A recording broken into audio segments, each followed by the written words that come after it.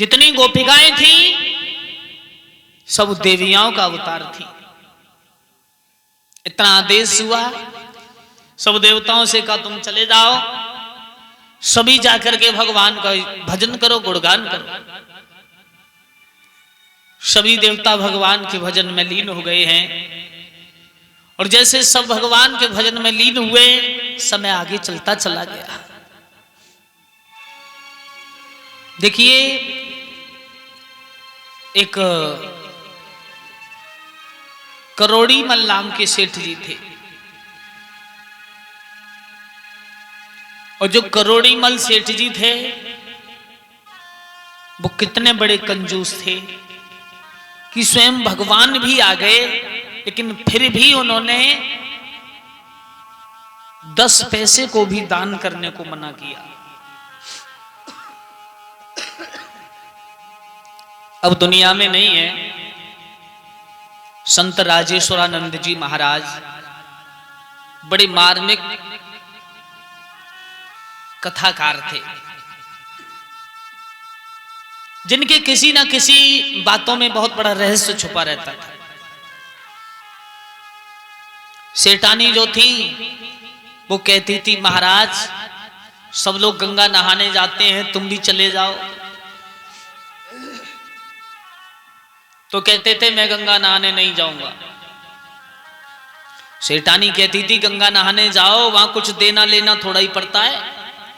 सेठ जी बोले तुम्हें मालूम है, जब गंगा नहाने अंदर प्रविष्ट होते हैं ना, और गंगा नहा के निकलते हैं तो सैकड़ों पंडा खड़े मिलते हैं, लाओ दक्षिणा लाओ दक्षिणा, और मैं 50 पैसे देने वाला नहीं, मैं नहीं जाऊंगा नहाने।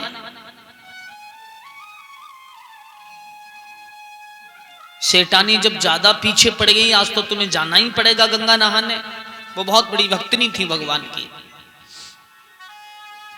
सेठ जी बोले चलो चलते हैं।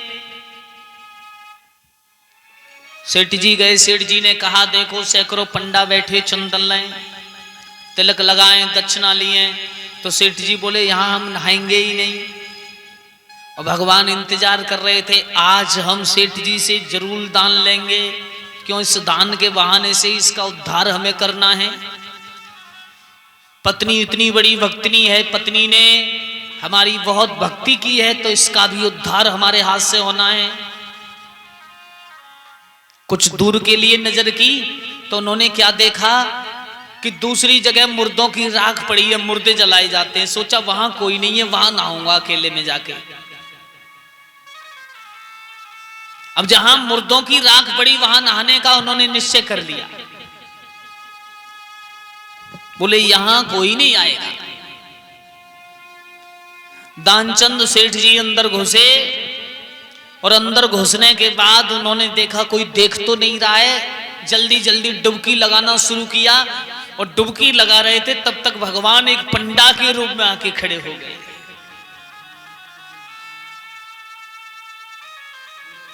सेठ जी ने पीछे को देखा, आहा, ये पंडा तो यहां भी आ गया। सेठ जी ने कहा भैया दुनिया उधर नहा रही है, तू उधर दान लेना, यहां क्यों आया। भगवान ने कहा वाह वाह वाह वाह वाह, मैं तो एकांत में ही मस्त रहता हूं। सेठ जी ने कहा यहां कोई नहाने नहीं आता तो एकांत में लेता क्या है। बोले नहीं नहीं, तुम्हारे जैसा कभी कभी कोई आ जाता है, और बस इतना दे जाता है कि 6 महीने तक पूरा परिवार पल जाता है। सेठ जी बोले बस मैं 1 रुपए देने वाला नहीं। सेठ जी बोला वाह वाह, अरे वाह भैया, तुम दान नहीं करोगे तो मैं गंगा जी से निकलने नहीं दूंगा। सेठ जी ने कहा अगर ये नहीं निकलने देगा बहाना कैसे मारा जाए। भैया चलो ऐसा करो, भगवान कहने लगे ज्यादा नहीं तो मैं 100 रुपये दान कर देना। सेठ जी बोले 100 रुपया, वाह वाह वाह, ये तो मैं कभी नहीं दे सकता। 50 दे देगा, बिल्कुल नहीं दूंगा। भगवान सोच रहे हैं पत्नी बड़ी भक्तनी, इसका भी कल्याण हो जाए। 25 दे देगा, नहीं दूंगा। 10 नहीं दूंगा, 5 नहीं दूंगा। अच्छा 1 रुपए दे देगा? बोले बिल्कुल नहीं दूंगा। 50 पैसे दे देगा? सो गर्दन हिलाई, हाँ 50 पैसे दे तो दूंगा, वो भी इस समय नहीं है मेरे पास, वो भी घर चल के अगली अमावस्या को नहाने आऊंगा तब उधार कर लो। भगवान बोले निकले आओ, चलो निकले आओ, निकले आओ, उधार 50 पैसे का दान कर देना। निकलो, वस्त्र पहने, घर गयो। सांस सेठानी बोले क्या? बोले मैंने मना नहीं किया तुझसे, बिना मतलब में 50 पैसे का दान देना पड़ा है, तुझसे मना किया, तू ही भक्ति कर ले, मेरा भक्ति करके क्या करेगी? सेठानी बोली बस 50 पैसे से ही तुम्हारा आज कल्याण हो जाएगा। और तब तक पंडा चले आए पीछे से। भगवान ने कहा भैया दानचंद है क्या घर में? सेठानी से बोलो ये कह दे वो कहीं बाहर गए हैं, तबीयत सही नहीं है उनकी, कह दे। सो सेठानी निकल के आई, बोले गंगा नहाने गए थे, आज उनकी तबीयत खराब हो गई है। भगवान बोले वाह वाह वाह, या अरे हमारे यजमान की तबीयत खराब हो जाए और हम दर्शन बिना किए चले जाएं, ऐसा नहीं हो सकता, ऐसा नहीं हो सकता। सेठानी दौड़ी, अब वो तो ये कह रहा है पंडा कि बिना दर्शन किए नहीं जाएंगे, तो दानचंद बोले ये कह देना हालत ज्यादा गंभीर है। जा।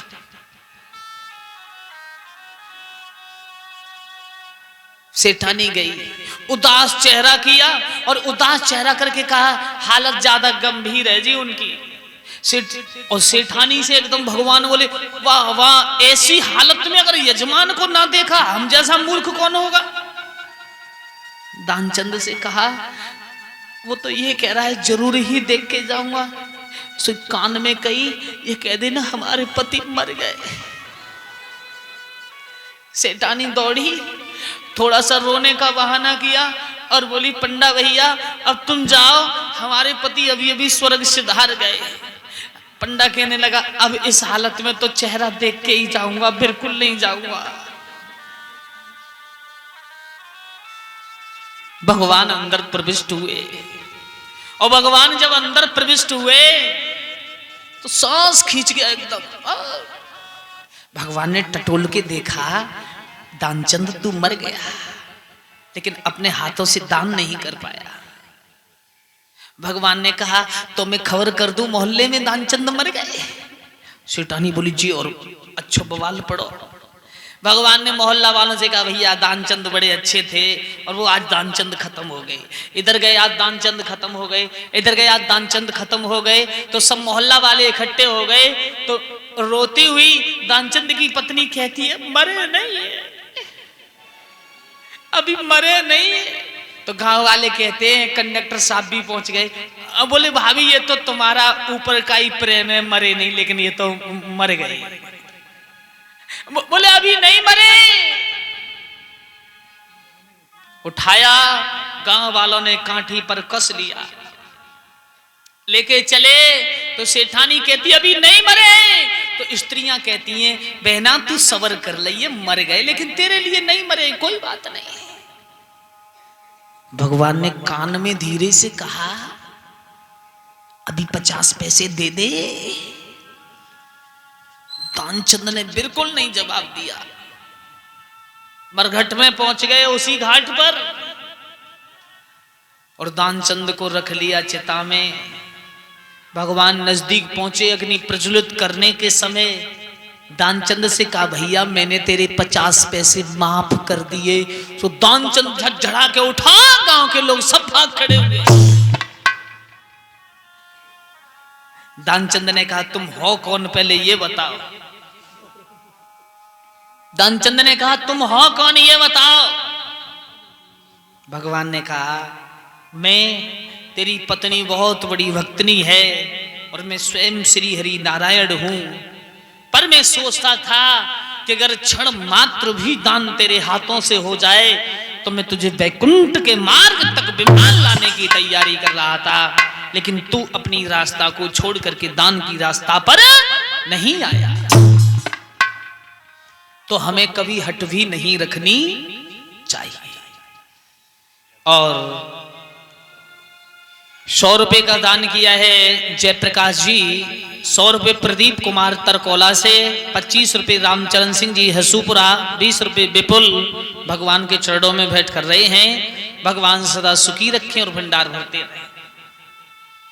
कहने का मतलब है कि हमें ज्यादा नहीं तो यज्ञ, गरीब और कहीं ना कहीं कुछ ना कुछ दान के वास्ते धन अवश्य निकालना चाहिए।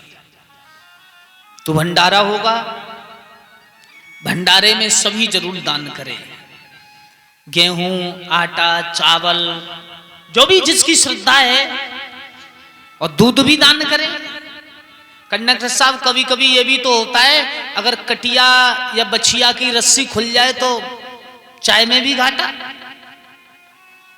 तो माताओं यही सोच लेना कि आज हमारी बछिया ही ने चौंक लिया, जरूर पहुंचाना प्रतिवर्ष की तरह।